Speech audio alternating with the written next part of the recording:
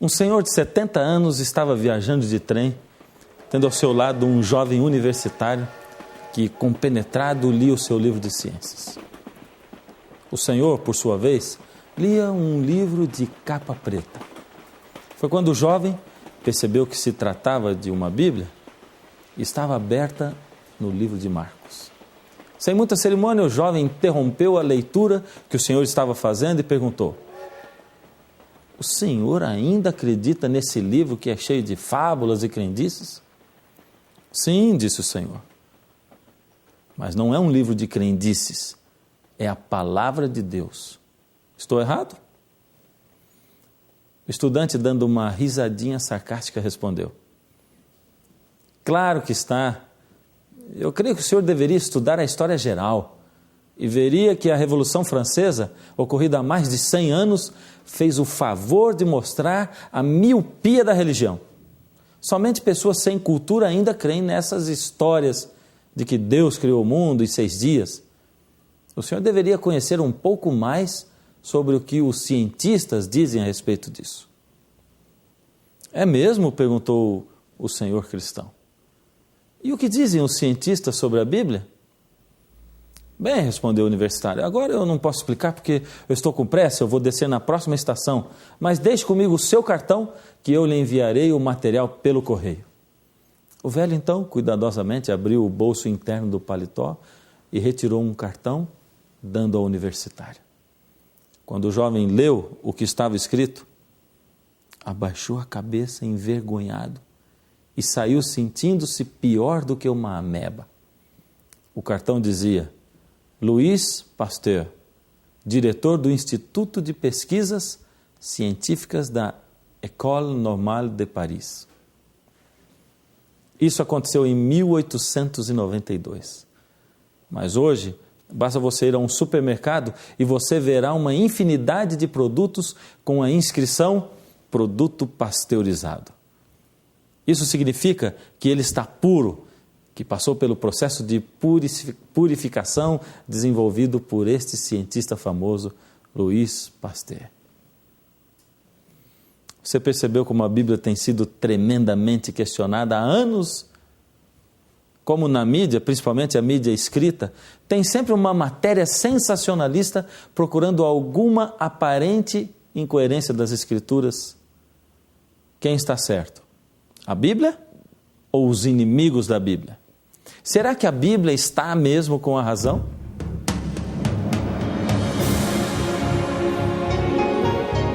Ele permaneceu através dos tempos. O livro de Deus, a Bíblia. Indispensável em nosso mundo complexo. Está escrito, transmitindo esperança ao redor do mundo. Apresentado por Fernando Iglesias. Hoje, a Bíblia está com a razão. No Está Escrito de hoje, você vai ver também como a ciência e a Bíblia têm tudo a ver uma com a outra. Elas estão relacionadas porque elas têm o mesmo autor que é Deus. Aliás, os verdadeiros pais da ciência acreditavam em Deus e na sua palavra. Por exemplo, Nicolau Copérnico, Galileu Galilei, Blaise Pascal, Isaac Newton, Wernher von Braun, isto só para início. A Bíblia sempre foi alvo de ataques e críticas, e eu queria dar um exemplo para você. No livro de Gênesis 11, capítulo 11, verso 3, está escrito o seguinte: "E disseram uns aos outros, vinde, façamos tijolos e queimemo-los bem. Os tijolos serviram por pedra e o betume de argamassa." Alguns, por exemplo, questionam que história é essa de betume no tempo da Torre de Babel? Isso é um absurdo. Não havia condições de existir betume naquela época. Afinal de contas, havia ou não havia betume após o dilúvio para se construir a Torre de Babel?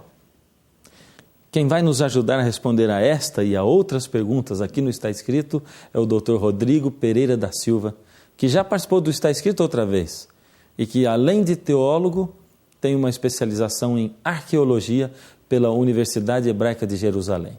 Ele é também o responsável pelo Museu Arqueológico Paulo Borck, que fica no UNASP, Centro Universitário Adventista de São Paulo. Ele também é o autor de 2 livros, Um Desconhecido Galileu e Eles Criam em Deus. A arqueologia, Fernando, tem ajudado a decifrar a história bíblica em muitos detalhes. Eu vou dar apenas um exemplo para você ver. A Bíblia menciona a famosa história da construção da Torre de Babel, que está no livro do Gênesis, todos conhecemos. E ali é dito que os construtores da torre resolveram construir a mesma e disseram: vamos usar tijolos e betume como argamassa. Só ressaltando, a Bíblia usa a expressão betume. Betume como argamassa. A gente sabe que o betume havia naquela época. Contudo, alguns céticos, historiadores céticos, diziam que ninguém usava naquela ocasião o betume como cimento sobre tijolos. E existe alguma evidência disso? Com certeza. Eu trouxe uma aqui no programa de hoje para mostrar para você. Esse aqui é um pedaço de um tijolo de um zigurat. Um zigurat era uma torre-templo dos que há hoje no Iraque e que datam de mais ou menos 2.000 anos antes de Cristo. Só uma coisinha, como é que você sabe que é 2.000 anos antes de Cristo? Boa pergunta você me fez. Nós podemos saber a datação dos artefatos arqueológicos usando várias técnicas, entre elas a estratigrafia, a seriação. Explicando assim, grosso modo, cada tipo de argila, cada tipo de cerâmica obedece um padrão, uma moda de uma época. Como a roupa hoje. Nós estamos usando um tipo de terno, um tipo de calça, de gravata, que é condizente com a moda deste tempo. Nos anos 70 havia outra moda. Isso. As cerâmicas me ajudam também. E além disso, há outros elementos que eu posso usar, como moedas, a numismática e outros utensílios que nós sempre usamos na datação. E esse zigurat traz aqui, nós temos o tijolo queimado ao sol e em cima uma pasta preta que é justamente o betume, funcionando como uma espécie de cimento ou argamassa, o que confirma realmente o detalhe que está no livro do Gênesis sobre a construção da Torre de Babel. Contradizendo os críticos da Bíblia. Você viu só? Ponto para a Bíblia. Mas quando o questionamento não funciona no aspecto científico, vem então os questionamentos teológicos. Por exemplo, no Êxodo quer dizer saída. Então, na saída do povo hebreu do Egito, por 10 vezes aparece a expressão que encontramos aqui no livro de Êxodo, no capítulo 10, verso 27. Vamos ver o que aconteceu na saída, no Êxodo do povo de Israel. Êxodo 10, 27. Porém, o Senhor endureceu o coração de Faraó e este não quis deixar o povo ir. Como nós podemos entender um Deus de amor endurecendo o coração de Faraó? Dá a impressão de que Deus está manipulando as pessoas, interferindo no livre-arbítrio, na liberdade delas. Mas até nisso, a arqueologia nos ajuda a entender melhor o texto bíblico e esclarecer qualquer questionamento. Veja só. O Rodrigo, é o seguinte, eu vi que você trouxe uma série de coisas ali e eu vi um escaravelho, né? O que é aquilo ali? Para que você usa isso aí? O que ele tem de tão especial ali? Bom, deixa-me mostrar então para os nossos telespectadores. O escaravelho, ou o famoso besouro, era muito usado no Egito. Era um amuleto para dar sorte, para servir de proteção e especialmente... Esse aí é de pedra? De pedra. E ele era usado especialmente nos funerais. Esse que eu tenho aqui, notem que ele é de um tamanho gigante, para o tamanho original de um escaravelho, de um besouro, e ele tinha aqui, na sua base, algumas inscrições hieroglíficas que eram orações e encantos mágicos dos sacerdotes egípcios. Qual a ligação disso especificamente com a Bíblia? Esse escaravelho era curiosamente chamado no Egito de o coração de pedra. Quando uma pessoa morria, especialmente se fosse um faraó, um líder religioso ou alguém muito importante, eles colocavam na sua múmia, no lugar do coração que era retirado, um escaravelho de pedra que era o seu coração de pedra. Eles acreditavam que quando a pessoa morria, ela ia direto para a presença da deusa Maat, que procedia o juízo final. O coração de carne que todos possuímos era o que denunciava a pessoa diante do julgamento. Quando a deusa Maat perguntava como foi sua vida, o coração de carne denunciava os seus pecados, mas um coração de pedra ficaria calado. Certo. Então, ter um coração duro como pedra era a segurança de que nada iria lhe acontecer no juízo, independente do tipo de vida que levou nessa terra. Por isso colocavam o coração de pedra. E isso tem uma aplicação bíblica. Sim, a Bíblia fala que Faraó tinha o coração duro como pedra e por isso não atendia à voz do Senhor.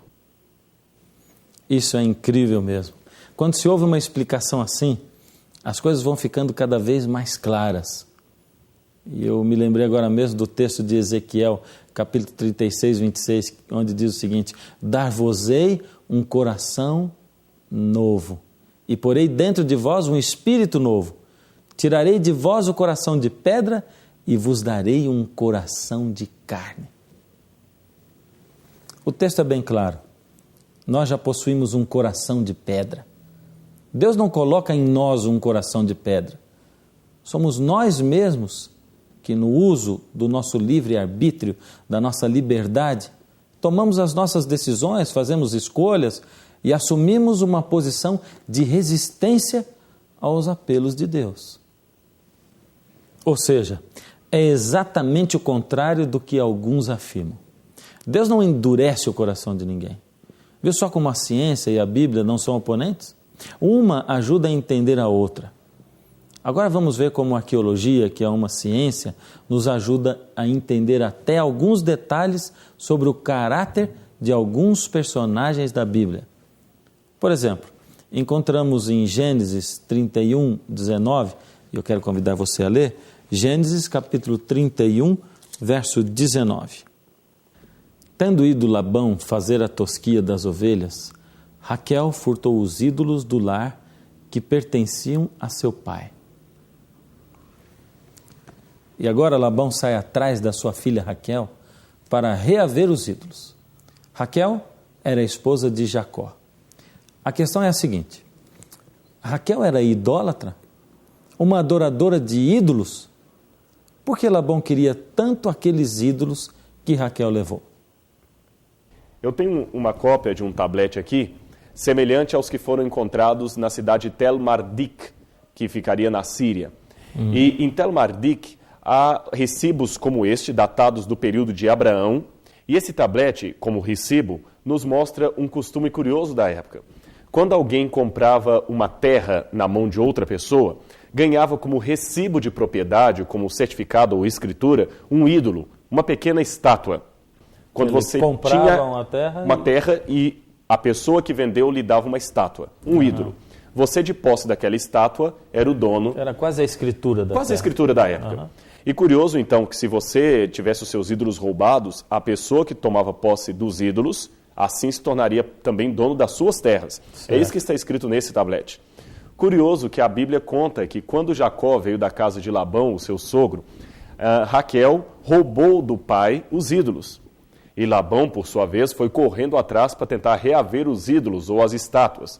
Lendo a Bíblia assim, de modo apressado, temos a impressão de que ela fez isso por motivação religiosa. Mas agora nós sabemos por esses tabletes que a motivação de Raquel não era religiosa, mas econômica. Ela queria fazer de Jacó o dono das terras do seu pai Labão. Viu só que maravilha quando nós unimos ciência e Bíblia? Eu volto a repetir, a ciência não pode ser inimiga da Bíblia. Ambas têm o mesmo autor, que é o próprio Deus. A Bíblia é a verdadeira e única fonte de sabedoria. Aliás, como está escrito lá em Provérbios, capítulo 1, verso 7, o temor do Senhor é o princípio da ciência. Os loucos desprezam a sabedoria e a instrução. É por essa razão que mais um ponto para a Bíblia. Bom, nós falamos bastante aqui a respeito de Faraó, de tempos antigos. Vamos ir um pouquinho mais para perto. Da época de Jesus, o que você tem assim de interessante para nos apresentar? Nós temos, por exemplo, vários vasos de barro como esse que eram usados para guardar perfume. Você nota que era pequeno. Isso explica, ele é pequenininho porque os bons perfumes são nos pequenos frascos. E isso já vem desde a época de Cristo. Aliás, me recordo agora que Maria Madalena, certa vez, ungiu os pés do Salvador com um perfume. E era um perfume muito caro. Possivelmente o vaso que Maria Madalena usou não era grande, mas era pequeno como este. Ele está quebrado, esse aqui evidentemente, esse é original, data de 2000 anos. Esse não é réplica. Esse não é réplica. E aqui a sua ponta era fechado como se fosse uma ampola. A pessoa quebrava e derramava o perfume. E esses perfumes só poderiam ser comprados com o dinheiro. Essa moeda na época, é também moeda original da época de Cristo, é um denário que traz o rosto de Augusto César. Tem alguma citação que você gostaria de fazer da Bíblia de denário? Sim, Jesus fala, por exemplo, numa das certas ocasiões que lhe perguntaram se era correto dar tributo a César, ele tomou um denário em suas mãos, uma moeda como essa, e apontando falou de quem é o rosto que está aqui. E você note que aqui realmente há o rosto do imperador. Todos responderam de César. Então vem a famosa frase de Cristo, dai a César o que é de César e a Deus o que é de Deus. Além dessa, há outras moedas. Por exemplo... A mais antiga que você essa tem. aqui, e é curiosamente a mais antiga. Ela é de Herodes, o Grande. Essa moedinha que nós temos aqui na mão data da época em que Jesus nasceu. Também aquele Herodes original, aquele Herodes que mandou matar as crianças em Belém, durante aquela carnificina terrível que é narrada nos evangelhos, mandou cunhar esta moeda. Curioso, ele era um assassino. Porém, a despeito disso, a sua religiosidade não permitia fazer uma moeda com seu próprio rosto, com medo de quebrar o mandamento que proibia a idolatria e a fabricação de imagens de escultura. Religioso por um lado, assassino por outro. Maravilha. E aquela última lá, para terminar? Bom, essa aqui que nós temos é uma dracma de prata. Judas ganhou 30 moedas dessa para trair o Salvador. Curioso que essa dracma de prata, ou 30 delas, representaria um valor hoje que não seria suficiente para comprar nem uma motocicleta usada. Foi justamente isso que custou a traição do Filho de Deus, do Salvador da humanidade. Rodrigo, então muito obrigado por estar aqui, por participar do programa Está Escrito, trazer esses artefatos e que Deus possa continuar abençoando você no seu trabalho. Isaac Newton amava estudar a Bíblia e aprendeu por conta própria a ler a Bíblia nos originais grego e hebraico. Ao ler o livro de um profeta do Velho Testamento chamado Naum, lá no capítulo 2, verso 4, leu o seguinte: os carros passam furiosamente pelas ruas e se cruzam velozes nas praças. Parecem tochas, correm como relâmpagos. Aí o cientista Isaac Newton entendeu que, dentro de algum tempo, seriam desenvolvidos meios de transportes que ainda nem em sonho daria para imaginar no tempo dele. Carros que andariam a mais de 80 km por hora. Voltaire, um cientista como alguns desligados da verdadeira fonte de sabedoria, que é Deus, e também um inimigo da Bíblia, escreveu o seguinte: vejam vocês a que ponto pode chegar o cérebro desse homem que descobriu a gravidade e nos fez maravilhas admiráveis. Ao ficar velho e caduco, Newton começou a estudar este livro que se chama Sagrada Escritura. E para mostrar fé no absurdo desse livro, Newton afirma que devemos acreditar que o conhecimento humano aumentará a tal ponto que seremos capazes de viajar a 80 km por hora. Isso é ridículo. Se Voltaire estivesse vivo hoje, ele estaria vendo quem fez um papel ridículo. O tempo se encarregou de mostrar que a Bíblia está com a razão. Só na Bíblia encontramos os melhores conselhos para a nossa vida. Só na palavra de Deus encontramos as respostas verdadeiras. É na Bíblia que nós descobrimos quem somos, de onde viemos e para onde vamos. Veja só o que está escrito aqui em Hebreus, no capítulo 3, no verso 8. Leia junto comigo. Hebreus, capítulo 3, verso 8. Portanto, como diz o Espírito Santo, se hoje ouvirdes a voz do Senhor, não endureçais os vossos corações. Quem endurece o coração não é Deus, somos nós mesmos, quando nos recusamos a atender ao chamado e ao convite de Deus. Foi isso que aconteceu com Faraó. Ele resistiu à influência de Deus através de Moisés. Foi ele mesmo que endureceu o seu próprio coração. Preste atenção, para você entender melhor. O sol está brilhando. É um dia de muito calor. O que acontece com o barro que fica exposto ao sol? Ele endurece. Assim são feitos os tijolos, as telhas. Porém, o que acontece com a cera ou com a manteiga? Se forem expostas ao sol também, o mesmo sol que endurece o barro, ao contrário do barro, elas amolecem. Você percebeu? É o mesmo sol. Eu não posso culpar, responsabilizar o sol por ter amolecido a cera e ter endurecido o barro. O problema não é o sol, mas os elementos que foram colocados diante do sol. Assim também, o problema não está com Deus, mas sim com as pessoas que reagem de maneiras diferentes diante do mesmo Espírito Santo enviado por Deus. Ou aceitando a influência do Espírito Santo, ou resistindo a essa mesma influência. E você? Você tem ouvido Deus falar com você através da Bíblia? Pois lembre-se disto. Deus é o Pai da ciência, o Criador da ciência. Lembre-se disso quando você lê algumas revistas chamadas científicas, que não são da ciência verdadeira que provém de Deus e que afirmam que você veio de uma explosão cósmica. E olhe para Deus, o Criador da ciência.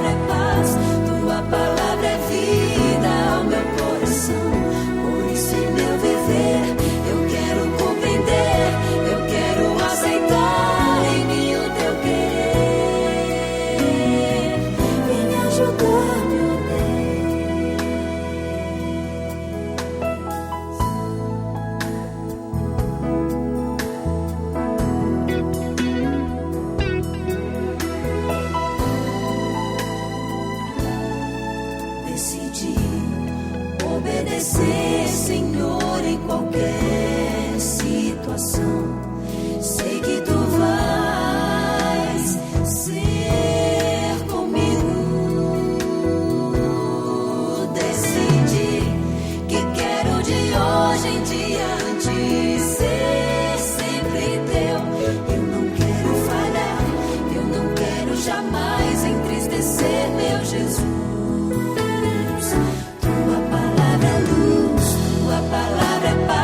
Tua palavra é vida ao meu coração.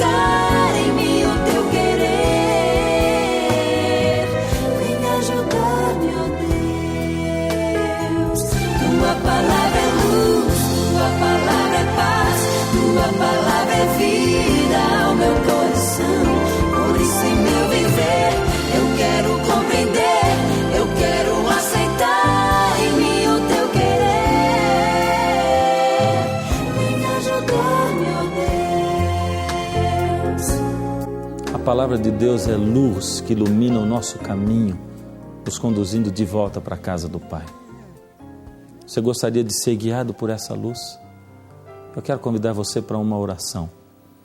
Vamos orar a Deus pedindo a Ele disposição para abrirmos a sua palavra, discernimento para entendermos o que Ele quer nos dizer e forças para seguirmos aquilo que Ele nos indica. Obrigado, ó Pai, pela Tua palavra. Ela é o pão que alimenta a nossa alma, fortalece a nossa fé. Ela é a luz que ilumina o nosso caminho aqui nesse mundo tenebroso. É a bússola que indica-nos aonde ir. Por isso, dá-nos cada dia mais vontade de ouvir a Tua voz, através do estudo da Tua palavra. E que o Teu Espírito, Senhor, abra a nossa mente para entendermos qual é o Teu querer e nos ensine a fazer a Tua vontade. Te pedimos tudo no nome amado do Teu Filho Jesus. Amém. Infelizmente chegou o momento de nós dizermos: até o próximo programa está escrito. Mas lembre-se sempre que é na palavra de Deus, em Mateus capítulo 4, verso 4, que está escrito: nem só de pão viverá o homem, mas de toda palavra que sai da boca de Deus.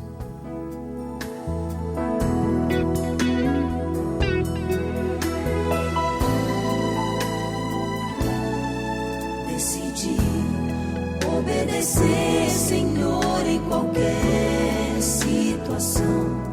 Sei que Tu vais ser comigo. Decidi que quero de hoje em diante ser sempre Teu. Eu não quero falhar, eu não quero jamais entristecer, meu Jesus.